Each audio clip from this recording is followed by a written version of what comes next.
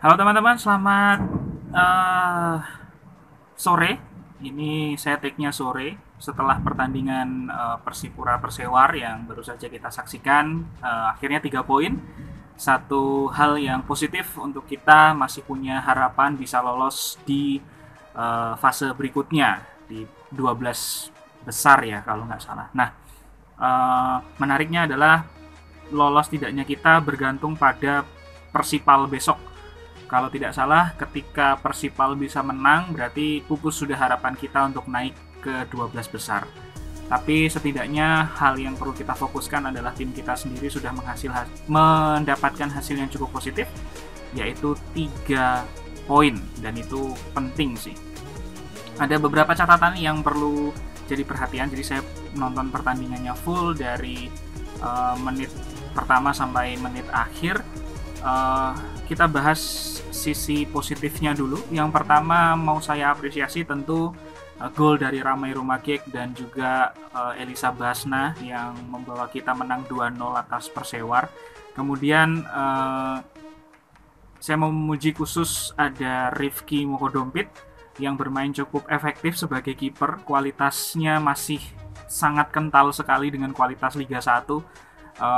Responnya, caranya dia membaca permainan, melihat arah bola, mengatur serangan dari bawah, efektifnya dia sebagai kiper bisa jadi salah satu pembelian atau peminjaman atau nggak tahu statusnya apa yang paling tepat menurut saya di pembelian kedua atau ketiga Persipura untuk menambah squad.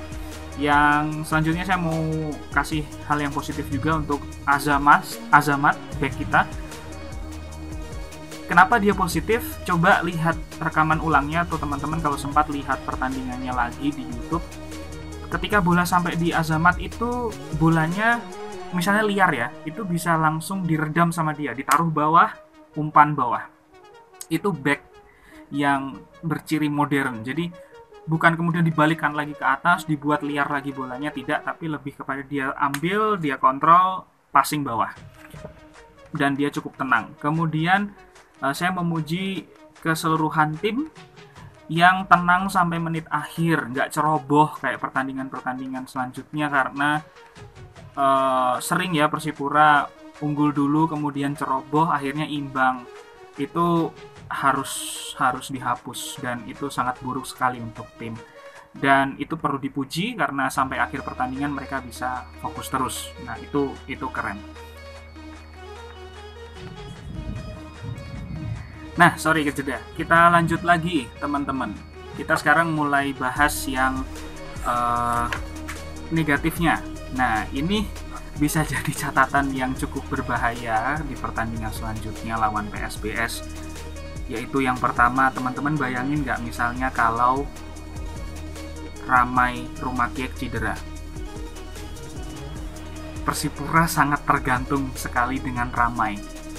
Dalam artian belum ada pemain yang sepadan dengan kualitas Ramai yang bisa menggantikan kalau dia cedera. Teman-teman yang nonton tadi pasti tahu Ramai sudah beberapa kali keluar, bahkan 2 kali ditandu. Artinya ada yang sudah mulai salah dengan kondisi kakinya. Bisa kelelahan, bisa cedera, bisa macam-macam. Tapi semoga kita berharap yang terbaik. Tapi kalau Ramai off atau harus cedera, penggantinya siapa? Nah, itu pertanyaan sisi negatifnya. Terus kemudian sayap kanan kita mati, bahkan lubang. Nah, itu sering yang dimanfaatkan sama Persewar tadi. Eksploitasinya semua dari sayap kanan kita. Backnya sering kosong, jadi sayap kirinya Persewar tuh sering mengocar-acir kanan kita. Dan Persipura tuh sedikit alternatif yang kualitasnya sama ketika harus mengganti pemain lain. Itu akan jadi PR kalau kita mau kompetisi dengan jangka yang panjang sih. Nah, ini yang terakhir, Marinus. Marinus itu sebenarnya dia tipe Erling Haaland di Manchester City. Tentu kualitasnya berbeda, tapi dia agak susah kalau kontrol ya.